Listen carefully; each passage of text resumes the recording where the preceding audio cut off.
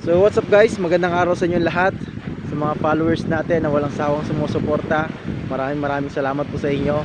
So dito po tayo ngayon sa Love Palomaria Beach, kung saan ay itimbilag natin noong nakaraan, no, na kung nakita nyo, kung napanood nyo yung video na yon, yan, sa mga hindi pa nakapanood, bisitahin nyo lang yung ating Facebook, no, nandun sa natin, sa list natin yan. So ngayon, kaya tayo nandito guys, tingnan natin yung area kasi inimbitahan tayo ng may-ari.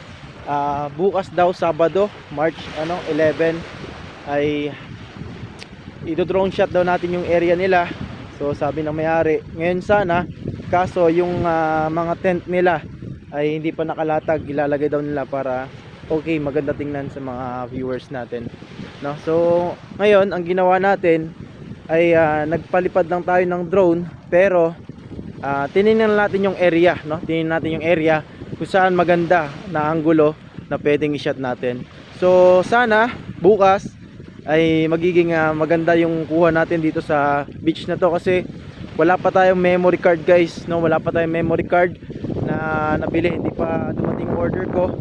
So sana maging maganda yung kuha, kasi kapag walang memory card yung ating drone, ay alam niyo na mangyayari, video lag yung kuha dun guys, no? Pero yung mga pictures naman na makukuha natin, o i-take natin dito yung pictures galing sa drone, ay okay naman yun, medyo malinaw. So ayun guys, hanggang dito na lang.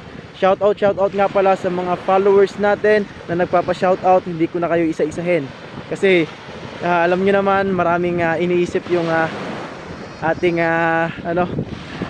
yung inyong lingkod.